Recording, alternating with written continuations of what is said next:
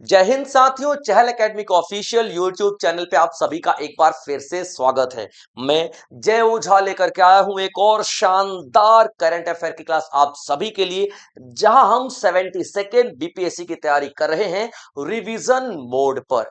यानी कि हमने जनवरी, फरवरी, मार्च, अप्रैल, मई, जून, जुलाई तक के करंट अफेयर कवर कर लिए हैं। अगर आपने नहीं देखा है तो फास्ट ट्रैक मोड पर चल रहा है सब कुछ, आप लोग पीछे के सेशंस एक बार देख लीजिए। और आज हम शुरू करने वाले हैं अगस्त 2025 के करंट अफेयर्स। ये चलेगा 3-4 दिन, जिसमें हम पूरा अगस्त का करंट अफेयर कवर करवा देंगे। उसके बाद अगस्त के बाद सितंबर, अक्टूबर, नवंबर, दिसंबर, और तब तक चलता रहेगा जब तक कि आपके 72nd बीपीएससी का एग्जाम हो नहीं जाता है। तो चलिए शुरुआत करते हैं, देखते हैं आपका पहला टॉपिक क्या है। फास्ट ट्रैक मोड पे रहेगा, इसलिए आप लोग छोटे छोटे वन लाइनर नोट्स जरूर बनाते हुए चलेंगे। ठीक है बच्चे, चलिए। भारत ने world junior team squash championship में कितने वर्षों के बाद पदक जीता है? यानी कि आपको बताना है कि इससे पहले भारत ने जो पदक जीता था वो कितने साल पहले जीता था। ठीक है बच्चे, तो याद रखना किसकी बात कर रहे हो, world junior team squash championship की बात कर रहे हैं। ठीक है, स्क्वैश गेम क्या होता है, जो इंडोर गेम होता है ना, वो टेनिस टाइप का, उसको स्क्वैश गेम बोलते हैं। और ये जूनियर की बात कर रहे हैं तो जाहिर सी बात है हम अंडर 19 की बात कर रहे हैं। तो भारत ने भाई साहब 13 साल के बाद, कितना, 13 साल के बाद एक पदक जीता है। ठीक है बच्चे, 13 साल के बाद भारत ने पदक जीता है। इससे पहले भारत ने 2012 में जीता था। ठीक है बच्चे, 2012 में जीता था। ठीक है, याद रखना, जीता था भारत। और कहां पे मैच हुआ था, तो कतर, दोहा। ठीक है बच्चे, कतर, दोहा में मैच हुआ था। ठीक है बच्चे, याद रखना। तो भारत ने 2012 में एक ब्रॉन्ज मेडल जीता था, एक ब्रॉन्ज मेडल जीता था, और इस बार भी ब्रॉन्ज मेडल ही जीता है भारत ने। तो 2013 के बाद की हम यहाँ पे 2012 के बाद की बात कर रहे हैं, और 13 साल तकरीबन हमें लग चुके हैं। क्लियर बच्चे, यहाँ पे इंपॉर्टेंट पॉइंट है। और इस बार जो 2025 में मैच खेला गया है स्क्वैश का टीम वाला, तो इसमें यूएस की टीम से सेमीफाइनल में भारत को हार मिली है, जिसकी वजह से हम फाइनल्स तक नहीं पहुंच पाए हैं। बट हाँ, देखिए, 13 साल बाद एक हमारे पास मेडल आया है, इसका मतलब हम लोग पॉजिटिवली रिस्पॉन्स कर रहे हैं, और यही सबसे बड़ी बात है कि हम लोग एक एक कदम करके आगे बढ़ रहे हैं। उसके बाद देखिएगा, ब्रॉन्ज के बाद सिल्वर, सिल्वर के बाद एक दिन गोल्ड जरूर आएगा। ठीक है बच्चे, चलिए आगे बढ़ते हैं, देखते हैं अगला सवाल। 2025 world junior team squash championship कहां आयोजित किया गया था, तो कायरो, इजिप्ट में। कहां पे, कायरो, इजिप्ट में आयोजित किया गया था। हम अगस्त का पढ़ रहे हैं, तो 1 अगस्त को ये खत्म किया गया है, तो 1 अगस्त की आपको ये न्यूज दिखाई देगी। ठीक है बच्चे, और ये 27 जुलाई से शुरू किया गया था। ठीक है बच्चे, कायरो, इजिप्ट की अगर हम बात करते हैं, तो इजिप्ट इसलिए भी इंपॉर्टेंट है क्योंकि इजिप्ट मोस्ट, याद रखना, ठीक है, इजिप्ट क्या है, मोस्ट पावरफुल, मतलब प्लेयर रखता है स्क्वैश के फील्ड में। यानी क्यों कह लो कि सबसे ज्यादा पावरफुल टीम है। ठीक है, याद रखना, मोस्ट पावरफुल टीम है किसके पास भाई साहब, तो इजिप्ट के पास। ये इंपॉर्टेंट पॉइंट है, याद रखना। यानी कि सबसे ज्यादा इवेंट्स भी इजिप्ट ही जीता है, और सबसे ज्यादा अच्छे प्लेयर्स भी इजिप्ट में ही है। जैसे मानते हैं ना कि भैया क्रिकेट में आजकल इंडिया चल रहा है ना, इसी तरीके से आप लोग देखोगे स्क्वैश चैंपियनशिप में इजिप्ट सबसे ज्यादा ऊपर बढ़ा हुआ है। ठीक है बच्चे, तो इजिप्ट स्क्वैश का ग्लोबल पावर हाउस है, यूथ प्लेयर्स के लिए मेजर प्लेटफॉर्म है world junior team squash championship. ठीक है, और अंडर 19 का मैच अभी हुआ है। चलिए, world junior team squash championship कौन आयोजित करता है? आपको पता, हर एक मैच का, हर एक गेम का एक फेडरेशन होता है, जो हमारे स्टेट लेवल पर भी होता है, फिर नेशनल लेवल पे, फिर इंटरनेशनल लेवल पे आप लोग देखोगे, तो यहां पर भी है। तो वर्ल्ड स्क्वैश फेडरेशन आपको दिखाई देगा। यानी कि पूरी दुनिया में स्क्वैश से रिलेटेड जितने भी मैचेस किए जाते हैं, चैंपियनशिप की जाती है, वो यहीं पे की जाती, इसी के अंडर में किया जाता है। कब बनाया गया था, तो 1967 में इसका स्टैब्लिशमेंट किया गया था। तो world junior team squash championship कौन आयोजित करता है, तो वर्ल्ड स्क्वैश फेडरेशन आयोजित करता है। स्क्वैश की ग्लोबल गवर्निंग बॉडी है, global governing body. Clear point, यानी रूल्स रेगुलेशन, अगर गलती होगी तो पेनाल्टी वेनाल्टी, सजा द्वेष, सब यही डिसाइड करता है, एवरीथिंग। ठीक है बच्चे, चलिए आगे बढ़ते हैं। अब देखिए, विच शिपयार्ड बिल्ट आईएनएस हिमगिरी। अभी देखिए, आईएनएस हिमगिरी क्या है, इंपॉर्टेंट पॉइंट। आईएनएस हिमगिरी किसने बनाया है। आईएनएस की बात जब भी आप लोग करोगे तो इसका मतलब क्या होता है, इंडियन नेवल शिप। क्या है ये, इंडियन नेवल शिप, ठीक है बच्चे, इंडियन नेवल शिप। अब इंडियन नेवल शिप का कमीशनिंग किया गया है। कमीशनिंग का मतलब क्या होता है, कमीशनिंग का मतलब क्या होता है, इंडियन नेवी को हैंड ओवर कर देना, यानी कि इंडियन नेवी है ना उसको दे देना शिप को। तो कौन सी शिप दी गई है, तो आईएनएस हिमगिरी दिया गया है, ठीक है बच्चे। आईएनएस हिमगिरी जो है वो दिया गया है इंडियन नेवी को, यानी कि कमीशन कर दिया गया है कि ठीक है भैया ये आपकी शिप तैयार है, आप इसको यूज कर सकते हो, ठीक है बच्चे, याद रखना। तो अगस्त में इसकी कमीशनिंग की गई है, इसलिए काफी ज्यादा इंपॉर्टेंट है। अब ये शिप बनाया किसने है, तो जीआरएसई ने बनाया है। जीआरएसई का मतलब क्या होता है, गार्डन रीच, ठीक है बच्चे, कंपनी है गार्डन रीच, ठीक है बच्चे, याद रखना आप लोग, क्या कंपनी का नाम क्या है, garden reach, garden reach ship builders, ठीक है बच्चे, गार्डन रीच शिप बिल्डर्स, ठीक है बच्चे, जीआरएसई इंजीनियरिंग, ठीक है बच्चे, garden reach ship builder engineer, ठीक है बच्चे, GRSE, clear point, garden reach GRSE ship builders कहाँ की कंपनी है, तो कोलकाता की कंपनी है। ये क्या बनाती है, तो हमारे लिए शिप बनाती है। तो जीआरएसई ने ही आईएनएस हिमगिरी बनाया है। क्लियर पॉइंट बच्चे, यहाँ पे याद रखना। किसके अंडर में, तो ministry of defence, of course air force army navy सब मिनिस्ट्री ऑफ डिफेंस के अंडर में आती है। और ये एक नेवल शिप है जो कि जीआरएससी ने बनाया है। क्लियर पॉइंट, और जीआरएससी ने बनाया है इसका मतलब हम लोग मेक इन इंडिया की तरफ बहुत एग्रेसिवली बढ़ रहे हैं और भारत में इस तरीके के निर्माण बहुत तेज हो चुके हैं, ठीक है बच्चे।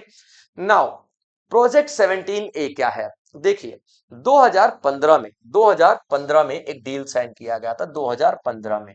और क्या बताया गया था कि देखो जैसे आईएनएस हिमगिरी है ना, उस तरीके की सात सात शिप्स की जरूरत पड़ेगी हमें, कितनी, 7 शिप्स की जरूरत पड़ेगी। और ये सारी के सारे शिप्स की क्लास क्या होगी, नीलगिरी क्लास होगी, ठीक है, नीलगिरी क्लास होगी। यानी कि देखिए जब भी कोई शिप बनती है ना तो उसका क्लास डिसाइड किया जाता है।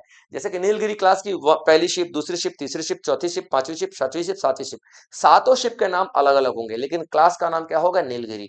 तो नीलगिरी क्लास की आप लोग देखोगे शिप, ठीक है बच्चे। तो नीलगिरी क्लास की 7 शिप बनाने का प्रोग्राम बनाया गया। क्लियर पॉइंट बच्चे, और शिप कैसी होनी चाहिए, तो स्टील्थ होनी चाहिए, स्टील्थ फ्रिगेट होनी चाहिए। इसका मतलब क्या होता है, जो रडार की रेंज में, ठीक है, जो रडार की रेंज में, ठीक है बच्चे, जो रडार की रेंज में ना आए, ठीक है बच्चे, रेंज में ना आए। इसका क्या मतलब होता है, हमारा जो ये शिप है दुश्मन के एरिया में जाके वापस आ जाएगा लेकिन दुश्मन का रडार इसको पकड़ नहीं पाएगा, ठीक है बच्चे।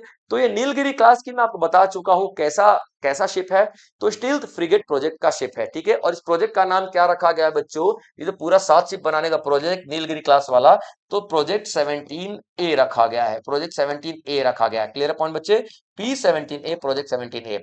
ऐसा ही एक प्रोजेक्ट 17 भी है, 17 भी, उसका जो क्लास है वो शिवालिक है, याद रखना, इसका मतलब कंफ्यूजन नहीं होना है, ठीक है।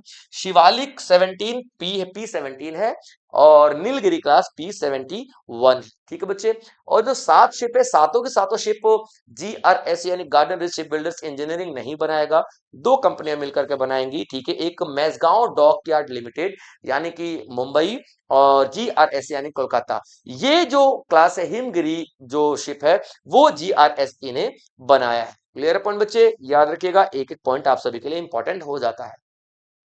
पीएम किसान संपदा योजना is implemented by which ministry, PM किसान संपदा योजना, ठीक है, पीएम किसान संपदा योजना किस मंत्रालय के द्वारा लागू की जाती है। क्लियर पॉइंट, याद रखना। तो पीएम पीएम किसान संपदा योजना, ठीक है, PMKSY, याद रखना। तो ministry of food processing industry, ministry of food processing industry के अंडर में आता है। अब देखिए क्या किया जाता है यहां पर, कि जब किसान है ना फसल की जब कटाई करता है, फसल की कटाई करता है, ठीक है बच्चे, कटाई करता है, तो फसल की कटाई करते समय उसका तकरीबन तकरीबन 20 से 25% का लॉस हो जाता है, ठीक है। कितना, आप देखोगे 20 से 25% का फसल का लॉस हो जाता है। ठीक है, इधर उधर ले जाने वे आने में छिलके के साथ कुछ निकल लिए, यानी कि प्रोसेसिंग में बहुत ज्यादा लॉस हो जाता है।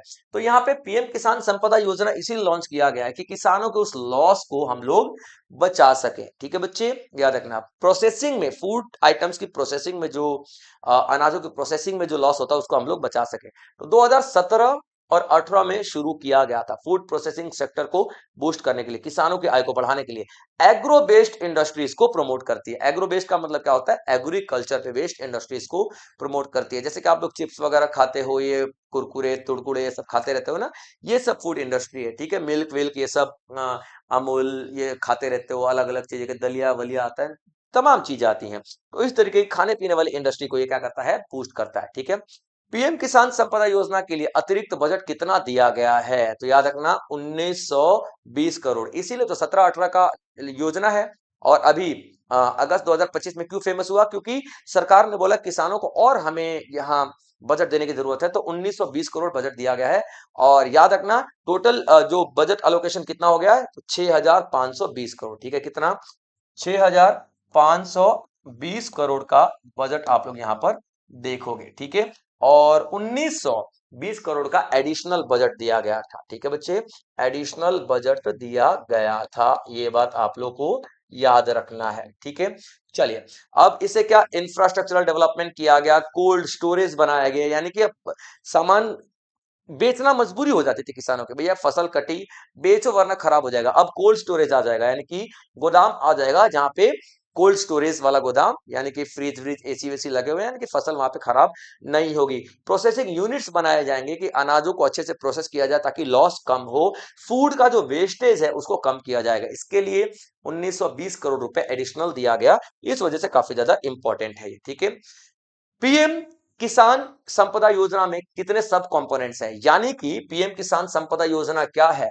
ये एक अम्ब्रेला, क्या है, ये एक अम्ब्रेला योजना है। ठीक है बच्चे, ये क्या है, एक अम्ब्रेला योजना है। अम्ब्रेला योजना का मतलब क्या होता है, अम्ब्रेला योजना मतलब बड़ी योजना, उसके अंदर छोटी छोटी छोटी छोटी बहुत सारी योजनाएं होंगी। तो एक अम्ब्रेला योजना है जिसमें 6 कंपोनेंट दिए गए हैं। ठीक है, पहला कोल्ड चेन इंफ्रास्ट्रक्चर, यानी कि कोल्ड स्टोरेज बनाओ, बहुत सारे कोल्ड स्टोरेज बनाओ, क्योंकि फसलें जो टमाटर वगैरह हो गए, फ्रूट्स वगैरह हो गए, ये बर्बाद हो जाते हैं, तो कोल्ड स्टोरेज में रखा जाएगा। एग्रो प्रोसेसिंग क्लस्टर्स, यानी कि जो अनाज उगाया जाता है या फिर कोई भी खेती बाड़ी का सामान उगाया जाता है उसको प्रोसेस करने के लिए एग्रो प्रोसेसिंग क्लस्टर्स बनाओ। फूड सेफ्टी सिस्टम लगाओ, यानी कि फूड का जो सेफ्टी हो उसके लिए सिस्टम लगाओ। रिसर्च एंड डेवलपमेंट सपोर्ट दो किसानों को। ऑपरेशन ग्रीन्स चलाओ, यानी कि ज्यादा पैदावार को बढ़ाया जा सके उस तरीके की कुछ योजनाएं लेकर के आओ। प्रोसेसिंग कैपेसिटी एक्सपेंशन, यानी कि प्रोसेसिंग कैपेसिटी को एक्सपेंड करो, यानी कि बढ़ाओ ज्यादातर। ठीक है बच्चे, याद रखिएगा ना।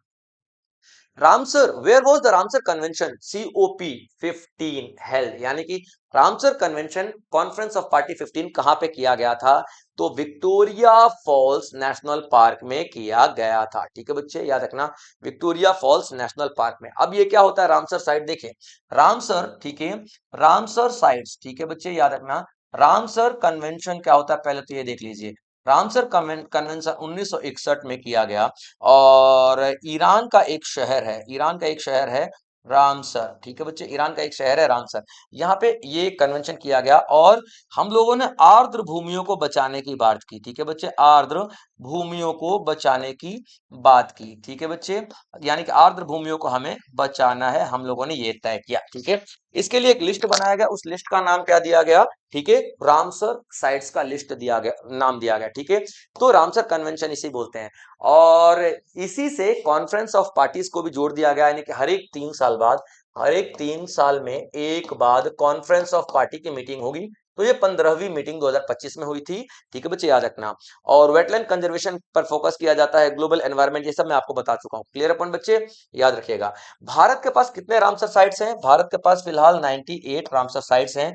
जो नया वाला है वो याद रख लेना, 97 वाला जो है वो पटना बर्ड सेंचुरी। ठीक है बच्चे, क्या, बर्ड पटना बर्ड सेंचुरी, एक तो पॉइंट ये याद रखना, पटना बर्ड सेंचुरी। और 98 वाले याद रखना, छारी धंड। ठीक है बच्चे, छारी धंड, छारी धंड कच्छ गुजरात, ठीक है, कच्छ गुजरात, ये दो लेटेस्ट वाले आप लोग याद रखना।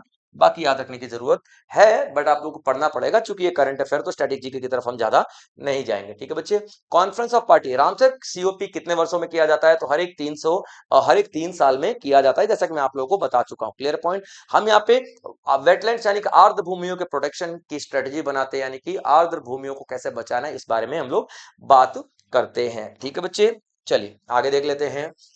रामसर कॉप 15 में भारत का प्रतिनिधित्व किसने किया? तो भूपेंद्र यादव ने ही तो किया है भाई साहब, ठीक है, भूपेंद्र यादव ने, क्योंकि ये हमारे एनवायरमेंट मिनिस्टर हैं। क्या है ये? हमारे एनवायरनमेंट, ठीक है बच्चे, एनवायरनमेंट मिनिस्टर हैं, ठीक है बच्चे, याद रखना, एनवायरमेंट मिनिस्टर हैं। तो भूपेंद्र यादव जी ने पार्टिसिपेट किया, यानी कि environment forest climate change minister हैं, ठीक है बच्चे। ग्लोबल लेवल पे जो भी हम एग्रीकल्चर की बात करें या फिर ग्लोबल लेवल पे जो भी हम लोग एनवायरमेंट की बात करते हैं, तो भूपेंद्र यादव ही हमें पूरी प्रेजेंट करते हैं। क्लियर पॉइंट बच्चे, याद रखिएगा। चलिए नाउ आगे देख लेते हैं। फिल्म जो अवार्ड दिया गया है, ठीक है, नेशनल फिल्म अवार्ड। तो अब देखते हैं 71st नेशनल फिल्म अवार्ड जो दिया गया है जो 2025 का, तो उसमें बात करते हैं। तो सर्वश्रेष्ठ फिल्म पुरस्कार किसको मिला? Best feature film award 71st national film fair award में तो 12th फेल को मिला है। आप सभी जानते हो विक्रांत मैसी की जो मूवी है 12th फेल, किस तरीके से बताया गया है कि एक मनोज कुमार जो है किस तरीके से संघर्ष करते हुए एक आईपीएस का पद ग्रहण करते हैं। तो डायरेक्टर ग्रुप में आप देखोगे विधु विनोद चोपड़ा जी को देखोगे। लाइफ से जुड़ी एक रियल कहानी है और बहुत मोटिवेशनल है, ठीक है बच्चे। तो 12th फेल को आप लोग यहाँ पर देखोगे, best feature film.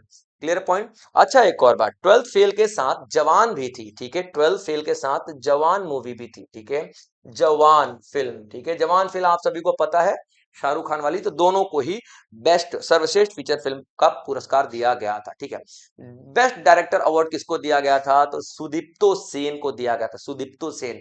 Sudipto Sen कौन है? जिन्होंने केरला स्टोरी टाइप की मूवीज बनाते हैं और इस तरीके की मूवी बनाई है। क्लियर अपन यहाँ पे याद रखें। तो याद रखना बेस्ट डायरेक्टर के रूप में, ज्यादा इसके बारे में नहीं जाएंगे, डायरेक्टर के रूप में सुदीप्तो सेन को आप लोग देखोगे। सर्वश्रेष्ठ अभिनेता पुरस्कार किसको दिया गया? ठीक है, तो शाहरुख खान और विक्रांत मैसी को। शाहरुख खान को किसके लिए दिया गया? जवान के लिए। और विक्रांत मैसी को किसके लिए दिया गया? 12th फेल के लिए दिया गया, ठीक है। एसआरके का शाहरुख खान का पहला नेशनल अवार्ड है ये, और दोनों की अवार्ड, दोनों को एक ही मंच पे ला करके खड़ा कर दिया गया। सर्वश्रेष्ठ अभिनेता का यहाँ पे दिया गया। बहुत ज्यादा इनको क्या बोलते हैं, फेम मिला यहाँ पे इस अवार्ड की वजह से। सर्वश्रेष्ठ अभिनेत्री का पुरस्कार आप लोग देखोगे रानी मुखर्जी, रानी मुखर्जी को सर्वश्रेष्ठ अभिनेत्री का पुरस्कार दिया गया, ठीक है। फिल्म कौन सी थी? Chatterjee versus Norway, Mrs Chatterjee versus Norway में रानी मुखर्जी ने एक बेहतरीन परफॉर्मेंस दिया है, जिसकी वजह से उनको यह अवार्ड मिला है। इनका फर्स्ट नेशनल अवार्ड है ये। Clear point. ये मूवी पूरी तरीके से वुमेन एम्पावरमेंट को दिखाती है, यानी कि महिलाओं को किस तरीके से समाज में रहना चाहिए, अपनी शक्ति को कैसे इकट्ठा कलेक्ट करके रखना चाहिए, रिकलेक्शन कैसे करनी चाहिए, सब कुछ यहाँ पर दिखाया गया है, ठीक है बच्चे। चलिए best popular film award winner, सर्वश्रेष्ठ लोकप्रिय फिल्म पुरस्कार किसे मिला है? रॉकी और रानी की प्रेम कहानी। क्या? रॉकी और रानी की प्रेम कहानी आप लोग देखोगे, ठीक है। करण जौहर की मूवी है, बहुत ही बेहतरीन मूवी है। दो अलग अलग कैरेक्टर के, दो अलग अलग चरित्र के, दो अलग अलग मेंटेलिटी के लोग एक साथ आ जाते हैं और फिर उनकी जो लव स्टोरी में ड्रामा दिखाई देता है, पूरा इसमें दिखाया गया है। करण जौहर है डायरेक्टर ग्रुप में। कॉमर्शियल और सोशल मैसेज देता है यहाँ पे कि हर एक इंसान का अपना अपना चरित्र है, हर एक इंसान का अपना अपना लाइफस्टाइल है। Nobody can change each other, भैया नहीं चेंज कर सकते, आप कुछ भी कोशिश कर लो, ठीक है। 48वें वाइस चीफ आर्मी स्टाफ कौन बने हैं? तो पुष्पेंद्र सिंह को बनाया गया है। कितने? 48वें vice chief army staff, chief army staff, vice chief army staff 48वें नंबर पे भूपेंद्र सिंह को बनाया गया।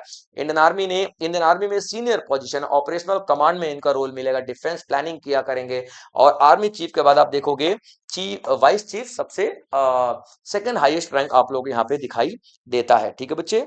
चलिए what was operation Meghdoot? Operation Meghdoot क्या है आपको पता है भाई साहब, ठीक है।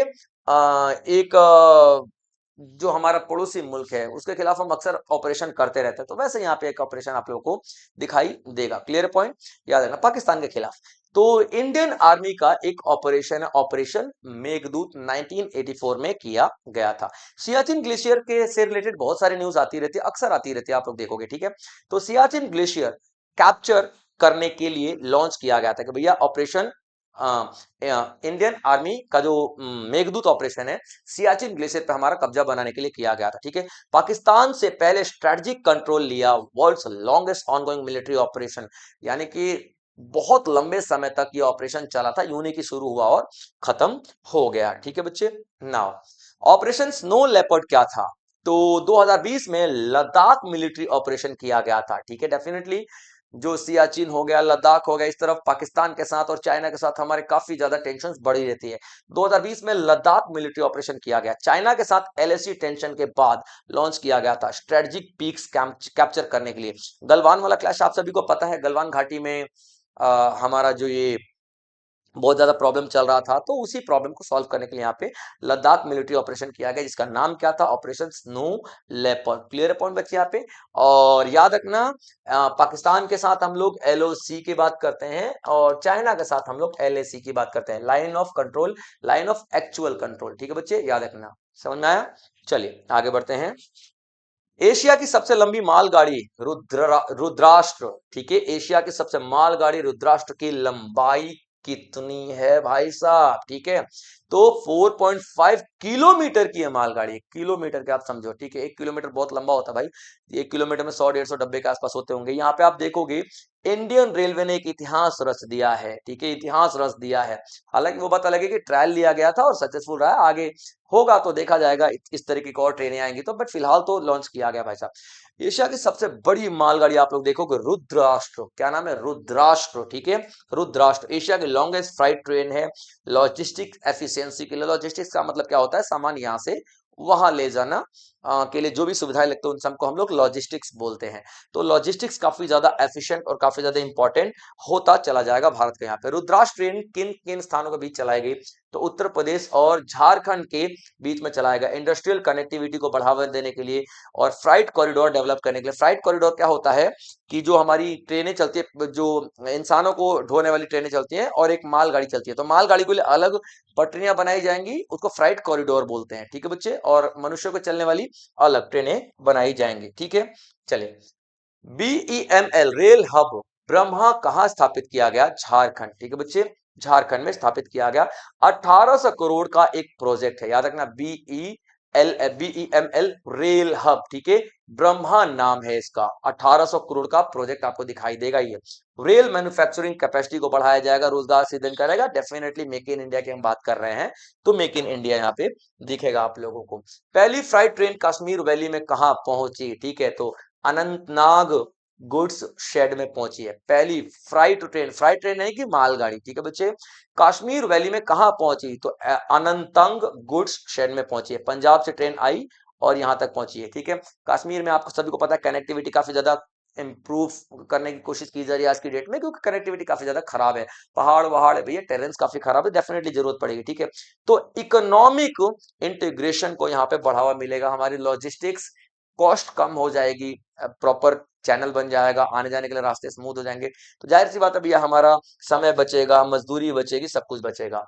किस देश को स्लीपिंग सिकनेस से मुक्त घोषित किया गया? तो याद रखना, केन्या को स्लीपिंग सिकनेस से मुक्त किया गया। एक बीमारी है स्लीपिंग सिकनेस, उससे केन्या को मुक्त किया गया। वर्ल्ड हेल्थ ऑर्गेनाइजेशन द्वारा सर्टिफिकेशन दिया गया, यानी कि सर्टिफाइड किया गया, सर्टिफिकेट दिया गया कि भैया ऐसा है, केन्या अब स्लीपिंग सिकनेस सिक नहीं रहा। ठीक है, sleeping sickness is equal to trypanosomiasis. ठीक है, याद रखना, यानी कि एक बीमारी का ही नाम है, आप लोग स्लीपिंग सिकनेस लिख लेना, फिर इसका ओरिजिनल नाम लिख लेना, साइंटिफिक नाम क्या नाम है? ठीक है,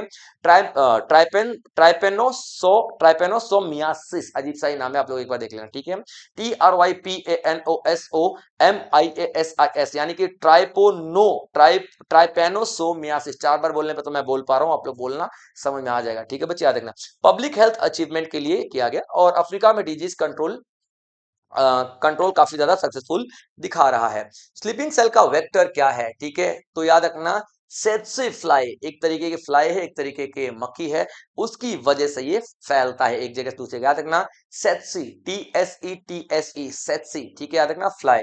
और पैरासाइट ट्रांसमिट करता है, अफ्रीका में पाया जाता है, फैटल डिजीज हो सकती है, बहुत बड़ी बड़ी डिजीज हो सकती है। तो वेक्टर कंट्रोल याद रखना, किसकी बात कर रहे हैं? तो फैत्सी फ्लाई की हम यहाँ पर बात कर रहे हैं।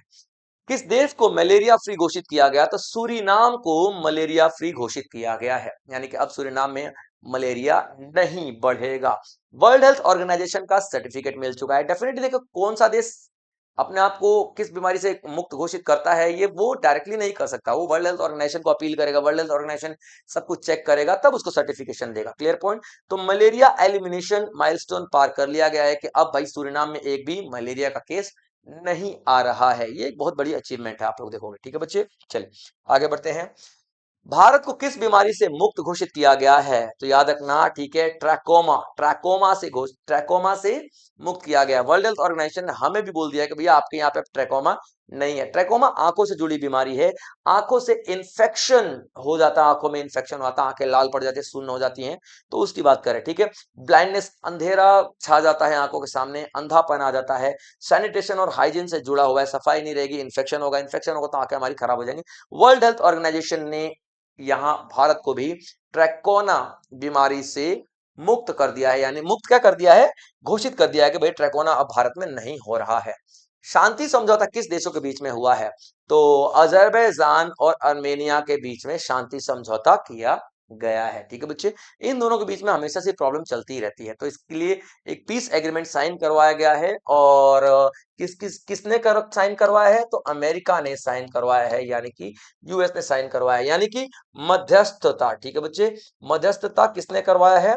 तो यूएस ने और अमेरिका ने। ठीक है, उसके बाद देखोगे नागोर्नो काराबाख कॉन्फ्लिक्ट खत्म हुआ है। ठीक है, याद रखना, इनके बीच में जो कॉन्फ्लिक्ट था, झगड़ा, ठीक है, नगोर्नो काराबाख कॉन्फ्लिक्ट खत्म हुआ है। Clear point. बहुत लंबे समय चल रहा था, लेकिन अमेरिका ने बोला ठीक है भैया चलो अब खत्म करो कहानी को, अब नए सिरे से शुरू करो दोस्ती को, और ये कॉन्फ्लिक्ट से किसी का फायदा नहीं होने वाला है। हालांकि वो बात अलग है, यूएस खुद इस बात को नहीं समझता है, लेकिन क्या करें, लीडर बनने की चाहत है, इच्छा है, तो कोशिश जरूर करता है यूएस। ठीक है, चलिए, अजरबैजान और अर्मेनिया किस क्षेत्र में स्थित है? ठीक है, याद रखना, कॉकासस रीजन में स्थित है। ठीक है, इसमें जॉर्जिया, अर्मेनिया, अजरबैजान आ जाते हैं। यूरोप एशिया का बाउंड्री एरिया है, जो जियो पॉलिटिकली काफी ज्यादा सेंसिटिव है। वैसे भी जहाँ पे 3-4 अलग अलग कंट्रीज आ जाती है, तो जियो पॉलिटिक्स में इंपॉर्टेंट हो ही जाता है। ठीक है, रशिया और वेस्ट दोनों का इन्फ्लुएंस इस पे दिखाई देगा, यानी कि इस तरफ रशिया और इस तरफ वेस्टर्न कंट्रीज, तो दोनों का ही इन्फ्लुएंस यहाँ पर आप लोगों को दिखाई देगा। ठीक है, तो कॉकासस रीजन में अजरबैजान और अर्मेनिया आपको मिलेंगे। ठीक है बच्चे, पहला ग्लोबल एमएस स्वामीनाथन अवार्ड किसे मिला है? Global MS Swaminathan award. ठीक है, एमएस स्वामीनाथन कौन थे? आप सभी को पता है। ठीक है, एमएस स्वामीनाथन कौन थे? ठीक है, हमारे भारत के लिए। क्लियर पॉइंट बच्चे, याद रखना। तो किसको मिला है? एडेमोला एडिनली को मिला है, एडेमोला एडिनली को मिला है। ठीक है बच्चे, एमएस स्वामीनाथन, आप लोग देखोगे तो ये ग्रीन रिवॉल्यूशन इन्होंने शुरू किया था। ठीक है, यानी कि भारत में शुरू किया था ग्रीन रिवॉल्यूशन। इंटरनेशनल लेवल पे आप देखोगे, नॉर्मन बोरलॉग इंटरनेशनल लेवल पे फादर ऑफ ग्रीन रिवॉल्यूशन कहा जाता है, और हम लोग एमएस स्वामीनाथन को इंडिया में जानते हैं। ठीक है बच्चे, नाइजीरिया के साइंटिस्ट हैं। ठीक है, एडेमोला एडेनली, फूड सिक्योरिटी में काफी बड़ा योगदान है। Global global agriculture innovation, sustainable farming को बहुत ज्यादा प्रमोट किया है। इसी वजह तो हमने एमएस स्वामीनाथन अवार्ड इनको दिया, ये पहले फॉरेनर बन चुके हैं। ठीक है बच्चे, याद रखिएगा। MS Swaminathan is associated with which revolution? तो ग्रीन रिवॉल्यूशन, यानी कि हरित क्रांति। ठीक है बच्चे, हरित क्रांति, हम सभी को पता है कि हमारे देश में उस वक्त पे 1966 और 1967 के आसपास खाने पीने के लाले पड़े हुए थे। आजादी के बाद हम लोग स्टैब्लिश नहीं हो पा रहे थे, धीरे धीरे स्टैब्लिश हो। तो रोटी कपड़ा मकान सबसे जरूरियात चीजें होती है, जिसमें सबसे पहले हमने क्या सोचा, रोटी की जुगाड़ करते हैं, रोटी रहेगी तो जिंदा रहेंगे, कपड़ा मकान बाद में भी बना लेंगे, है ना। तो ये ग्रीन रिवोल्यूशन यानी कि हरित क्रांति की शुरुआत की गई। इंडिया में एग्रीकल्चर प्रोडक्टिविटी बढ़ाई गई, इसमें हाई यील्डिंग वैरायटी सीड्स को लिया गया, इनकी बहुत ज्यादा पैदावार देने वाली बीजों को यहाँ पे लिया गया। फूड सिक्योरिटी को सुनिश्चित किया गया, और इन्हें father of Indian green revolution कहा जाता है, father of green revolution in India, Bharat में। याद रखिए, मैंने आपको क्या बताया, इंटरनेशनल लेवल पे नॉर्मन बोरलॉग। ठीक है, नॉर्मन बोरलॉग लिख देता हूं, आप लोग याद रखना। ठीक है, क्या नाम है? Norman Borlaug. ठीक है बच्चे, बोरलॉग। ठीक है, बोरलॉग। तो और इंडिया लेवल पे, नेशनल लेवल पे father of green revolution in India MS Swaminathan, आप लोग देखोगे। विच IIT launched district food severity index? ठीक है, कौन से आईआईटी ने लॉन्च किया है डिस्ट्रिक्ट फूड सेवरिटी इंडेक्स, यानी कि डिस्ट्रिक्ट फूड सेवरिटी इंडेक्स किस आईआईटी ने लॉन्च किया है? तो आईआईटी दिल्ली ने लॉन्च किया है और आईआईटी गांधीनगर ने लॉन्च किया है। क्लियर है पॉइंट बच्चे, याद रखिएगा। अब ये बताता है कि किस स्टेट में किस डिस्ट्रिक्ट में हमारे भारत के फूड की क्या स्थिति है। ठीक है, तो फर्स्ट इंडेक्स लॉन्च किया गया फूड प्रोन डिस्ट्रिक्ट आइडेंटिफाई करना। ठीक है बच्चे, याद रखोगे। और यानी कि स्थिति किस किस डिस्ट्रिक्ट में फूड को लेकर के क्या है। डिजास्टर प्लानिंग करना कि अगर कल को यहाँ पे कोई डिजास्टर आ गया, कोई प्रॉब्लम आ गई, कोई समस्या आ गई, तो हमें फूड से रिलेटेड, फूड सिक्योरिटी से रिलेटेड क्या क्या कदम उठाने चाहिए और क्या क्या कदम हम लोग उठा सकते हैं। क्लियर पॉइंट बच्चे, इसी से रिलेटेड इन्हीं सारे इंडेक्स से बेस तो हम लोग आगे चल के पॉलिसी बना सकते हैं, पॉलिसीज मेकिंग कर सकते हैं और अपने भविष्य को सुरक्षित रख सकते हैं।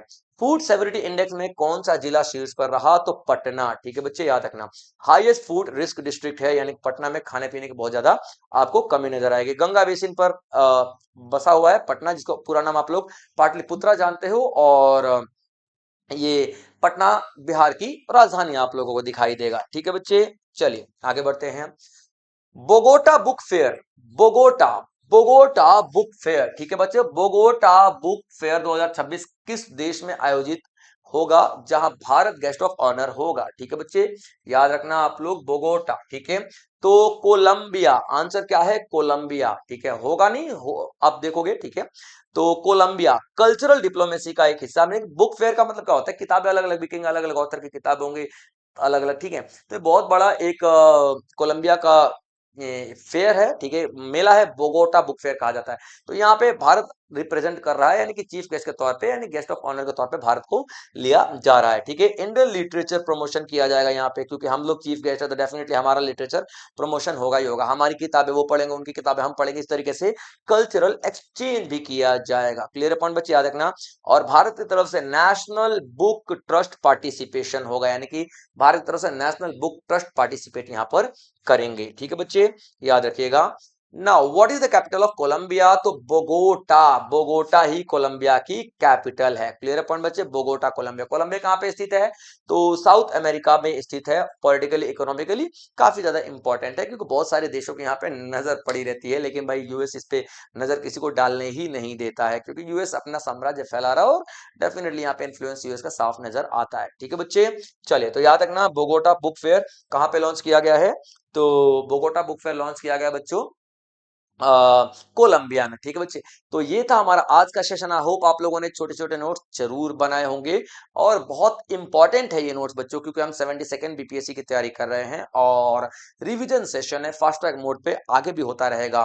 तो जुड़े रहें, और जो भी बच्चे साथी एस्पिरेंट यहाँ नए हैं प्लेटफॉर्म पे, सब्सक्राइब जरूर कर लीजिएगा, और मेरे संग पहल में जुड़ना बिल्कुल ना भूलिए, क्योंकि यहाँ पे आपको श्योरिटी दी जाती है सक्सेस की, आपकी सफलता की। 72nd बीपीएससी में आपको सफलता जरूर मिलेगी। चलिए तब तक आप लोग अपना ध्यान रखेंगे बच्चों। जय हिंद।